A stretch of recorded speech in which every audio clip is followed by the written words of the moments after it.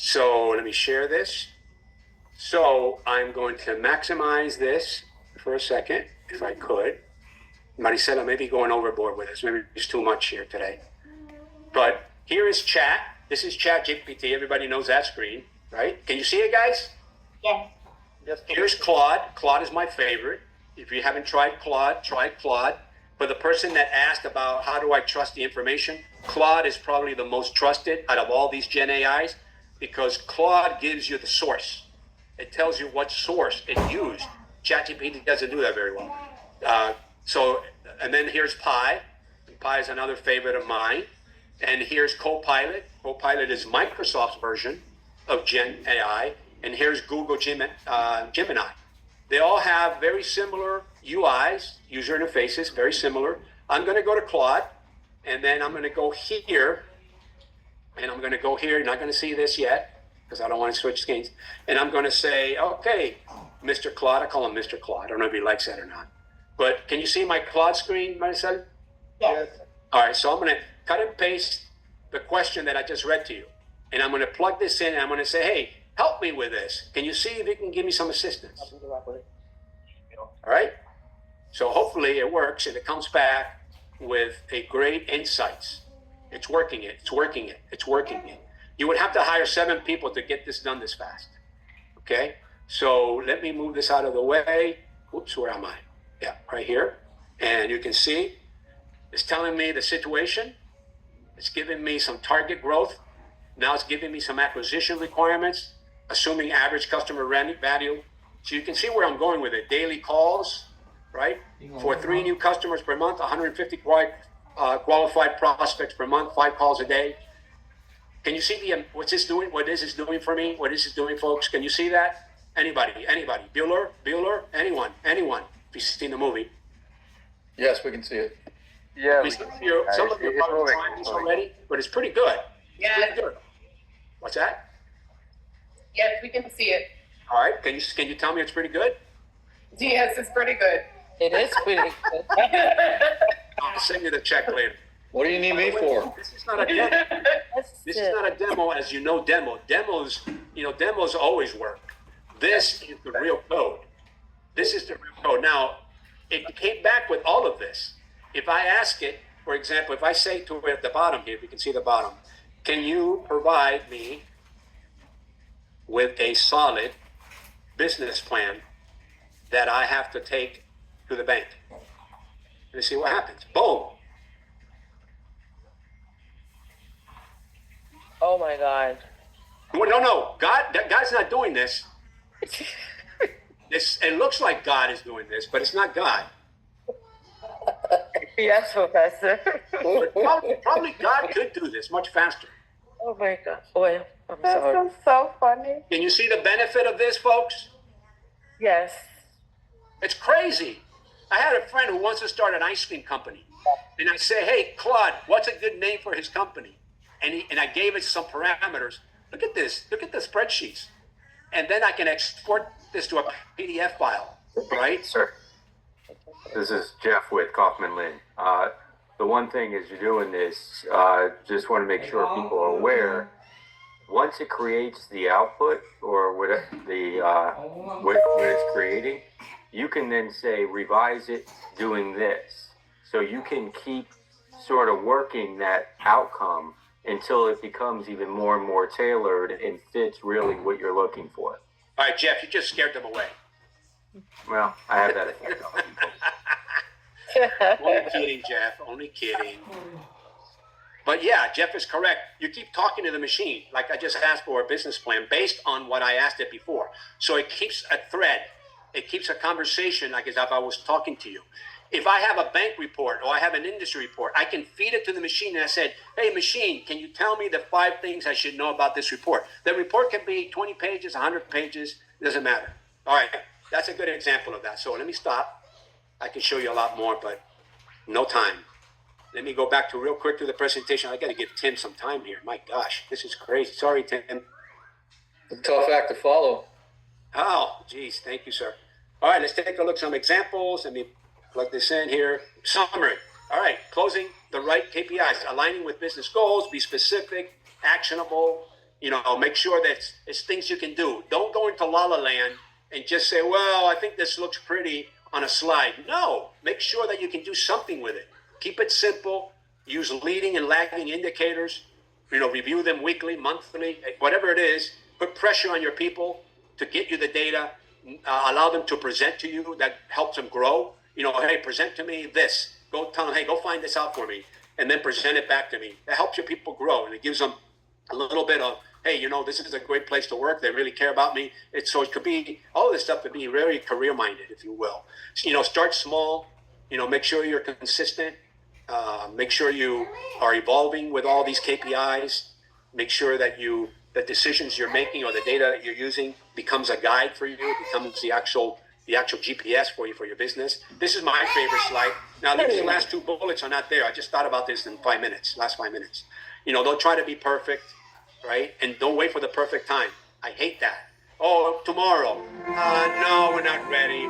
We're just very small. Oh, no. Grandpa doesn't want to hear any of this. No, don't do that. Don't work for the perfect time. Do it in the closet and then show it to Grandpa. And say, hey, look, Grandpa, look what I just found out. So make sure of that, please. All right. Again, a lot of data here. This is why we do it. The reason we do this KPI stuff, and you're going to hear more about it in a second, is because we want to create better business value. Value is what their customer perceives. They pay $1 and they get $3 worth of business, or $3 worth of whatever it is you're selling. That's the idea. Again, learning outcomes. Hopefully, this is what I was sharing with you this afternoon. And again, I appreciate your time. Thank you so much. And what he said, I think I took over time here, but thank you. I'll turn it back to you. And thank you, everybody. Thank you, Professor Hernandez, for this informative presentation. And just to highlight some of the important information, let us not forget to think about what metrics can we use to improve our revenue, improve our efficiency, and also the quality of products or services that we provide. So thank you for that, Professor Hernandez. Now we're moving to the second part of our presentation, where our presenter, Tim Bonsek, is the Executive Vice President of Kaufman Lin Construction, bringing over 40 years of experience in residential, institutional, commercial, retail, and medical construction. He has successfully led projects totaling more than 100 million and is known for his expertise across levels of construction management. Tim began his career with Kaufman Lin in 1995 as the superintendent, rising through the ranks before serving as Vice President of Construction Operations at Dana B. Canyon Company. Since rejoining Kaufman Lin in 2012, he has overseen all projects, driving the company's commitment to operational excellence, innovation, and quality. Let us all welcome Tim Bonsek. Well, thank you for that introduction. I'm happy to be here. It's an honor and privilege. I'd like to thank the Small Business University for allowing us to join in this, and I hope it's a productive discussion. What I'm going to touch on here, you're going to see a little bit of overlap on the themes that Professor Hernandez was touching on as well. But more as it relates to our real life business scenarios. So I think this will be very helpful. It's always kind of tough to follow up after AI discussions because it's a very sexy, timely topic that everybody loves to hear. So we're gonna take it down a notch, I guess. But first things I want to talk about, just touch on the agenda. We're going to talk about understanding KPIs for small business growth. What are they? Why they matter? Which are essential for small business? Selecting the right KPIs. Elaborating on that a little bit more. Diving deeper into it. Then the next section is applying metrics to monitor financial health and efficiency. Using KPIs to assess health financially. Track operational efficiency. And interpreting KPI trends for strategic action. So understanding KPIs for business growth. Just a quick recap on the definition: measurable values to help assess efficiency, effectiveness, and the overall success. They serve as benchmarks for performance, critical for ensuring all the key things that projects stay on track in terms of cost, time, quality, etc. They help us with project visibility and control. Real-time insights. We've heard that a lot, right? Helping stakeholders identify potential problems early. So we'll get the most bang for our buck for sure by identifying problems early, right? I mean, it's good to use KPIs for what we call lagging indicators and how we did. But if we can use them to help us identify problems early and take corrective actions, we're actually saving dollars and not looking back at lessons learned and how we could have done better. So it's really important that we focus on that aspect of it. Improve decision making, concrete data. We can make informed choices. It's all about utilizing the data to help us with our resources and how we schedule and budget projects. Helping with accountability and transparency. This is real key, right? When we have issues that we've identified through KPIs, to be able to easily assign those or easily identify people who are responsible for making those corrections, we can jump in and determine what's going on and how can we help. Are there additional resources needed? Are there people that are struggling with doing their jobs? Do they need additional training? Things of that nature. So we can utilize KPIs to identify those things. Risk management is critical as well.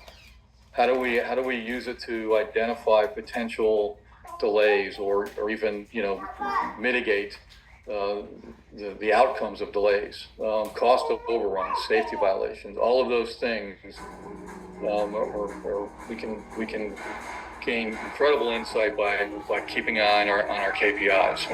And then quality performance optimization.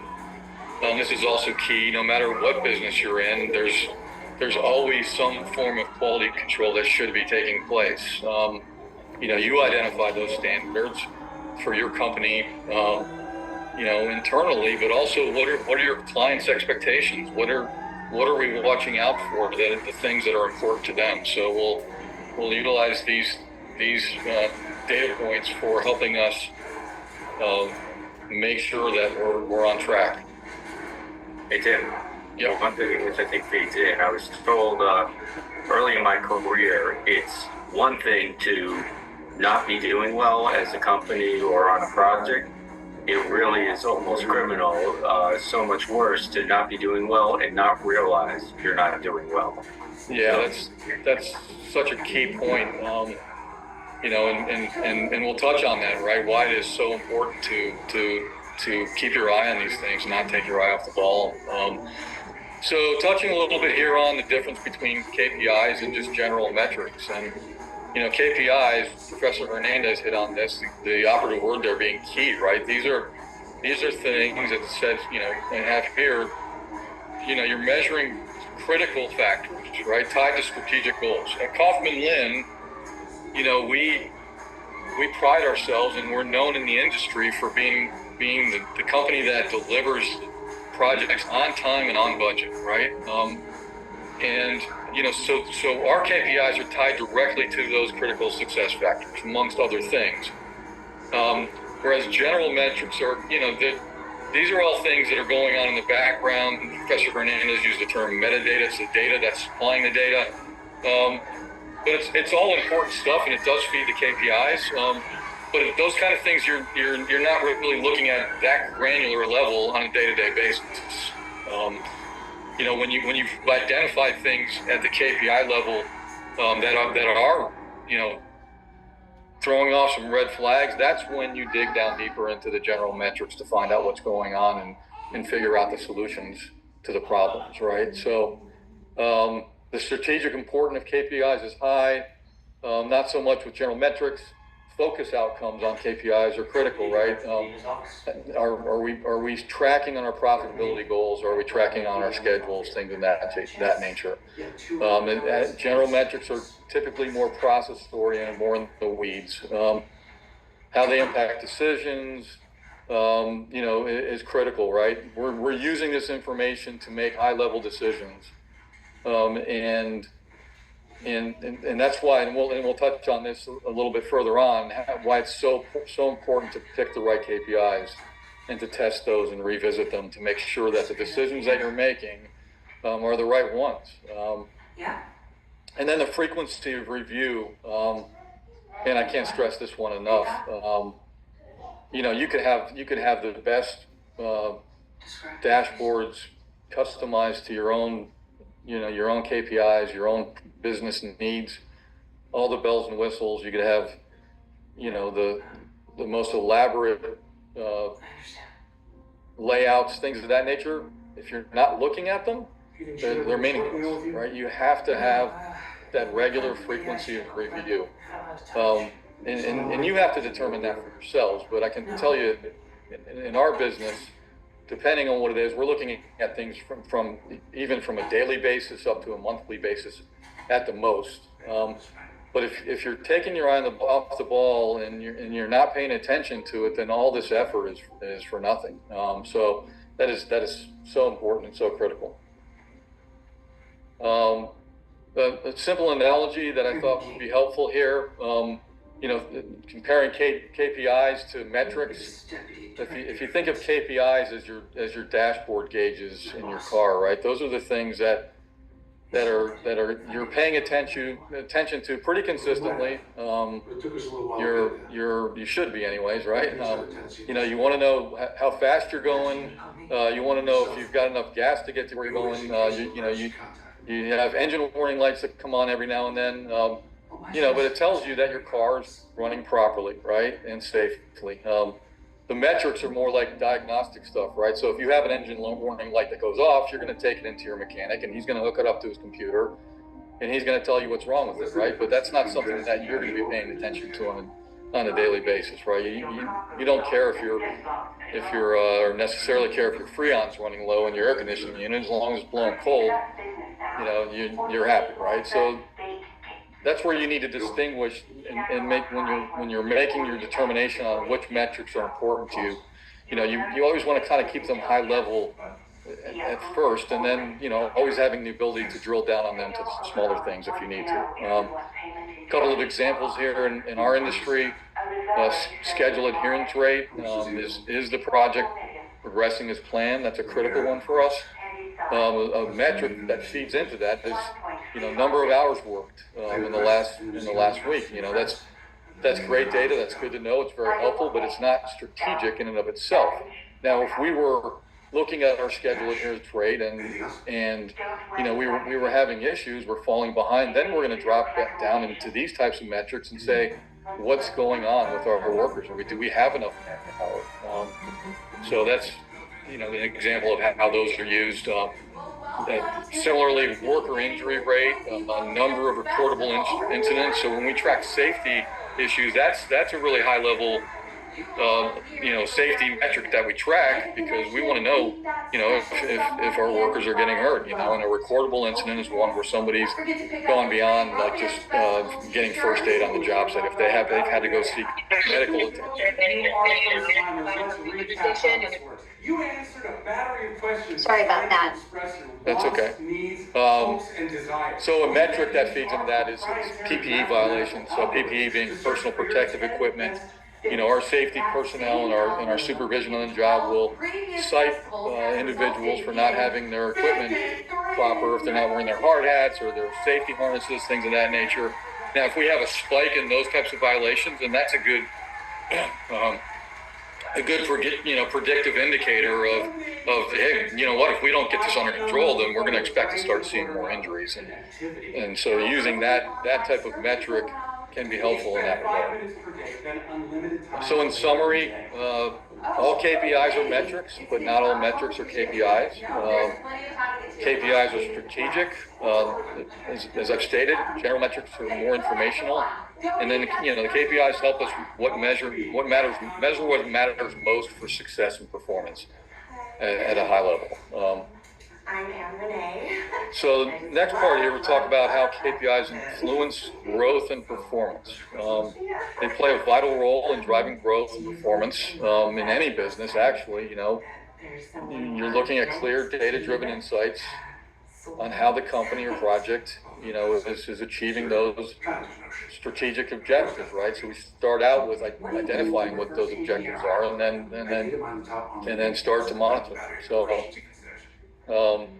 some examples of how this can be effective is, when providing direction and focus, right? Clarifying what success looks like and why that matters. If we don't have measurable targets, our teams are going to potentially waste time, right? So it's so important, that communication aspect of it when we start a project or we start a business or is being clear to the teams, the people who are actually making things happen, what those targets are. Because if we don't define them for them, they're going to define them for themselves, which is fine, but they're not always going to align, right? My last boyfriend spent every weekend. So it's so important for us that on whatever we're doing, that's clearly understood, what the goals are, what the targets are, so that we can properly monitor and focus on. The example that I used here is KPI, like project milestone variance. That goes back to scheduling again. Our industry is so schedule driven, but project milestones. So we have one big milestone, right? That's the one at the end of the job where we hand the keys over to the client and we tell them, here's your building. This is what you've dreamed of and paid for. But within that schedule, there's individual milestones that help us track to make sure that we're getting to that end point that we've promised, and we can. If we're slipping, we've got opportunities to course correct, and if we get ahead of schedule, then being able to communicate that to the clients as well, so they can plan accordingly. Performance tracking for improvement, monitoring trends over time, review what's working, what needs fixing, why does that matter? You can't. It's the old saying. What measured gets done. What gets measured gets done, right? So if you don't measure it, you can't improve on it.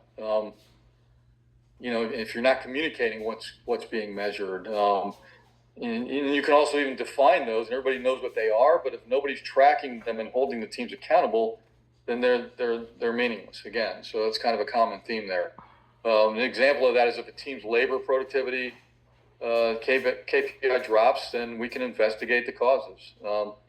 Do we have enough manpower? If we do, are we not managing them properly? Are they just showing up every day and working where they want to go, or do they have a clear understanding and purpose to what they're doing on a daily basis? Early warnings, identify risks of underperformance. That's also key. That's what I talked about earlier. The most value in this, in my opinion, is using these early warnings to course correct. Taking that proactive approach. What do we got to do to fix it before it gets worse, and how can we make it better? Use an example of a spike in safety violations, right? We talked about that a little bit earlier, but that can be a clear leading indicator of potential worker injuries. Financial performance. KPIs can help us control budgets. Look, we're in the business of making money. We want to either sustain our profit goals or even do better. Financial health, is a key indicator to whether we're going to do that or not. And there's a lot that goes into that.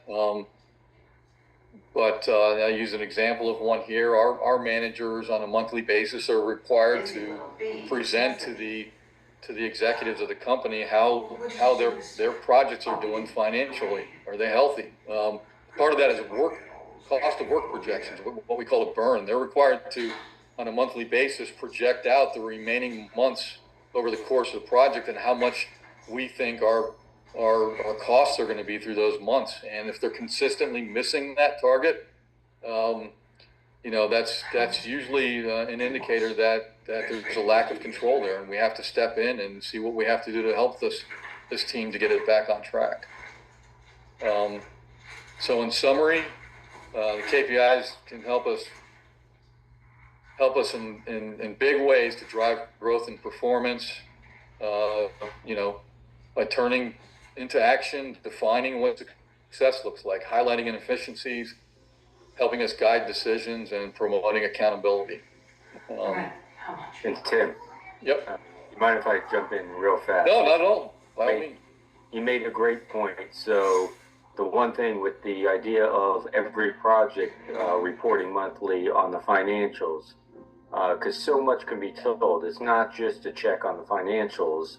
The financials are a canary in the coal mine, if you will, of if there's issues going on, they show up, and if things aren't tracking monthly over month, so it allows a check on the project, because the key is, and I know you spend a lot of time dealing with this, if we can identify things before they're true issues, before there's huge problems, they're easy to correct, they're easy to get a hold of. If you wait until the train comes off the track, it's really hard to get that thing back on it, compared to if you notice in all these KPIs, or a lot of the things are identifying what are the indicators, the early indicators that allow something to go that's going wrong. If a project, yeah, that's exactly right. That's a great point too, Jeff. I mean, the financial meetings that we do monthly to track, and these are, we devote a whole week of everybody's, the executive team's time as a company to go through these. But, financial data is typically it's lagging, right? We're looking at stuff that has occurred over the previous month, because a lot of those costs don't roll in. We're not looking at costs in real time, so it's so important to be able to identify those issues then and make those corrections. So yeah, thanks for bringing that up. So essential KPIs for small businesses. So tracking the right KPIs, and Professor Hernandez has hit on this as well, but it's so important. It's, the right ones are essential for your decision making, financial health. So we'll touch on some of those with some insights on, why do they matter? How do we calculate them, and what do we do with them? So the first one's revenue growth rate. This measures the rate of, that your business's revenue is increasing or decreasing over time, right? Why does it matter? Because it shows us, how our business is growing and signals demand, market traction, and business momentum. If our business is growing, are we prepared for that?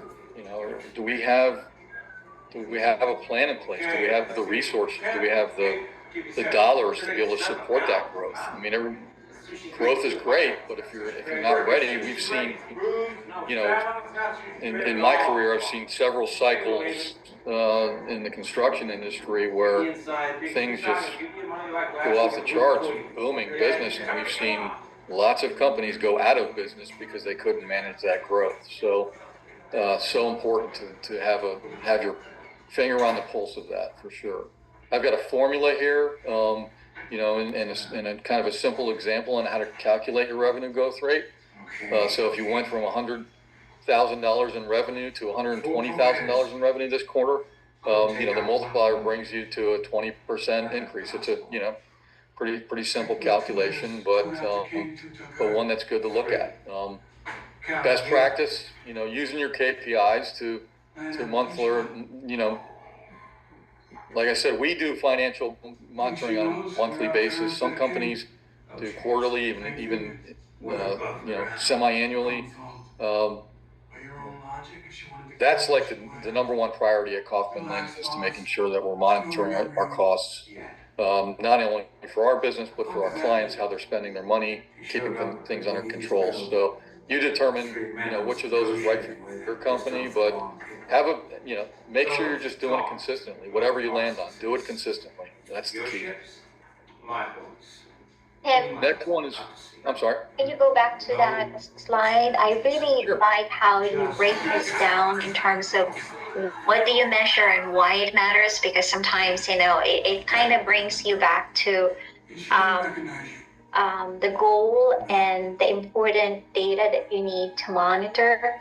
My question is, for the best practices, I assume these are your identified strategies to meet your KPIs. Do you find it sometimes, since you're monitoring it, you're leading data to change in order to meet your goal? Yeah, for sure. We always are in a position of having to change how we do things. And it's the nature of our business. If I'm understanding your question correctly, the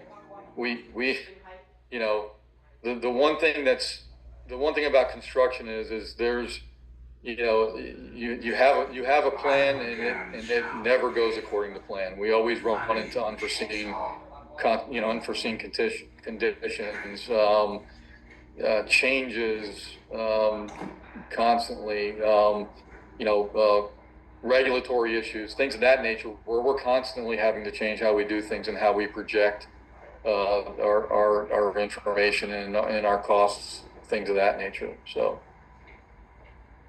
Thank you. did I answer your question? Yes, and I think that's what I just want to point out, that that's the essence of monitoring and tracking the trends, so that you have the chance to pivot, if you need to change some of your strategies in order to meet your goal. That's absolutely right. You hit the nail on the head. Thank you. Talk a little bit about gross profit margins. This is a high level key indicator for sure. How efficiently are we delivering our projects, relative to the direct costs?